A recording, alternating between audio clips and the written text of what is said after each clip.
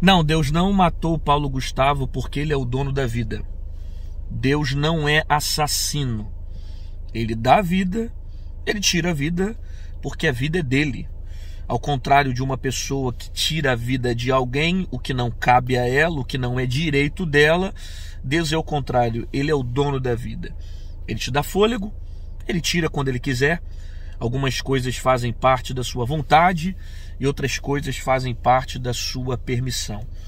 O que me incomoda é essa mentalidade, às vezes, de muitos cristãos usando situações como essa para simplesmente expor o ódio, expor algo que já está no coração e usar dessa situação só para fazer mal, só para aumentar a dor de alguém, dizendo que Deus foi lá e matou, porque Deus não se deixa escarnecer. Não se esqueça que esse versículo que está registrado em Gálatas, que Deus não se deixa escarnecer, ele está falando também sobre semeadura, que tudo que o homem plantar, isso o homem colherá.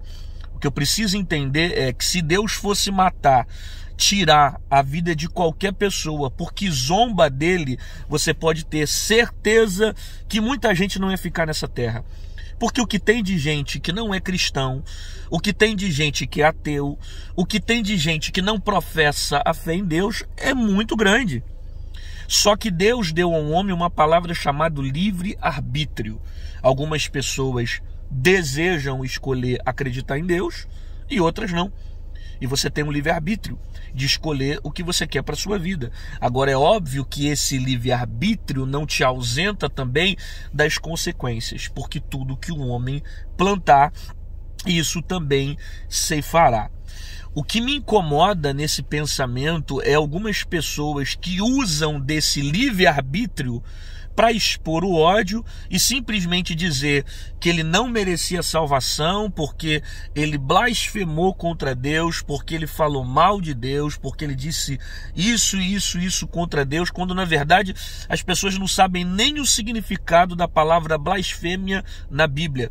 Primeiro que se você procurar a palavra blasfêmia no seu sentido geral, ela tem outro significado.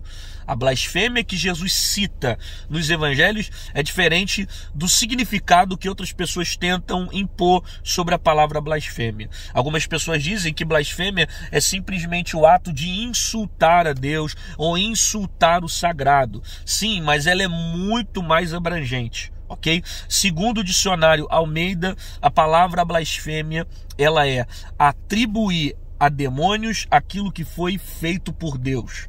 Então o que é blasfêmia segundo a Bíblia? É você atribuir ao diabo manifestações feitas pelo Espírito de Deus. Quando Jesus citou sobre blasfêmia, foi naquele período em que os homens acusaram, dizendo que Jesus estava expulsando demônios no nome de Beelzebu. Aí Jesus explica ali o sentido de blasfêmia, dizendo que não vai ter perdão para aqueles que atribuem a demônios as manifestações feitas pelo Espírito Santo.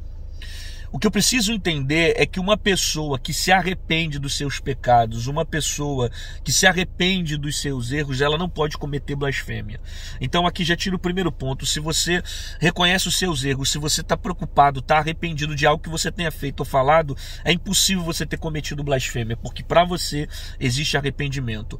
A blasfêmia, segundo a Bíblia, na maioria das vezes, ela vai estar implícita para o caso de pessoas que cometem esse ato com conhecimento da palavra.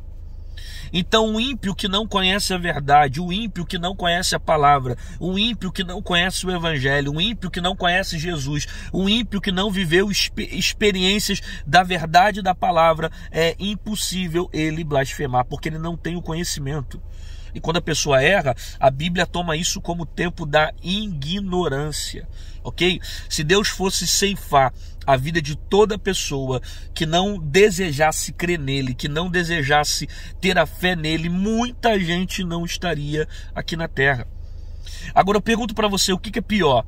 Alguém que fala mal de Deus, alguém que critica a fé, de repente, em Deus, em Jesus, ou os cristãos, ou aqueles que professam a fé nele, o que é pior? Alguém que fala mal da fé, fala mal de Deus, ou alguém que tira a vida daqueles que professam a fé em Jesus? O que é pior, falar ou matar? Porque se você parar para perceber, o apóstolo Paulo antes era conhecido como um perseguidor de cristãos. Matava cristãos. E a Bíblia diz que Jesus foi até ele, teve um encontro com ele e trouxe salvação para a vida daquele homem. E ele perseguiu os cristãos. Ele procurou cartas até o sacerdote, ao sumo sacerdote, para entrar na cidade e matar os crentes, aqueles que professavam a fé em Jesus. Então o que é pior? O cara que fica na internet o tempo todo falando mal de crente, falando mal de Deus, falando mal da fé, o ateu que fica ali o tempo todo criticando, falando mal, ou aquele que literalmente sai para matar alguém que professa a fé em Jesus. Ah, pastor, existe isso? Vai no Estado Islâmico, vai ver, entra ainda na internet, você vai ver o Estado Islâmico matando cristãos, rasgando a Bíblia. Que tipo de atitude é pior? Falar ou fazer e literalmente matando a vida de alguém, tirando a vida de alguém, sabe? Então assim, a gente precisa aproveitar um momento como esse para exercer a misericórdia. E nós estamos vendo muitos cristãos se aproveitando desse momento para dizer: ah lá, Deus matou, Deus tirou a vida do cara, porque Deus não se deixa escarnecer, cara. Você sabe se numa situação dessa, ninguém sabe na última hora se ele poderia ter orado, falado com Deus, pedido perdão, e ainda que não tivesse pedido perdão pelo que falou, ainda que não tivesse feito, o meu papel como cristão é amar e perdoar. Eu não tenho que desejar o mal para alguém. A Bíblia diz que Deus não tem prazer na morte do ímpio, cara. Você entende isso? Deus não tem prazer na morte do ímpio. Se uma pessoa morre sem Cristo, Deus não tem prazer na morte dela.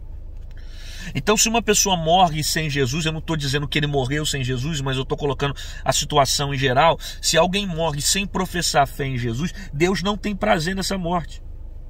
Então, o meu papel como cristão qual é? Perdoar, amar, estender a mão, exercer a misericórdia, abraçar, principalmente num tempo como esse. Ah, pastor, significa então que você está passando a mão em cima dos erros daqueles que cometem pecado? Não, não tem nada a ver isso, nada a ver. Se você cometeu um erro, se você pecou, o que é pecado continua sendo pecado. O que é errado continua sendo errado. Há uma diferença entre a pessoa cometer o pecado e você amá-la, exercer misericórdia e mostrar o amor de Deus para a vida dela, independente da conduta que ela leva. Porque eu, como cristão, eu devo mostrar esse amor para todo tipo de pessoa, independente das atitudes e das ações dessa pessoa. Entende? E ao contrário disso, em vez da gente ver as pessoas demonstrando amor, demonstrando misericórdia, demonstrando graça, orando, intercedendo, em vez de interceder, porque né, o cara estava passando por um momento difícil, agora, infelizmente, a vida dele se foi, mas em vez das pessoas orarem, não, é procurar motivo para tentar ferir mais, para tentar machucar mais, para tentar lançar uma palavra, sabe? A gente não entende nem o porquê, qual é o resultado que algumas pessoas querem ter só expondo o ódio que está no coração delas. Que tipo de evangelho é esse que vocês pregam, que não mostra a misericórdia, que não mostra o amor? Isso não significa concordar com o erro de alguém, isso não significa concordar com o pecado de alguém, isso significa ser humano, isso significa estender a mão, isso significa mostrar misericórdia, que é isso que Jesus sempre fez em todos os evangelhos.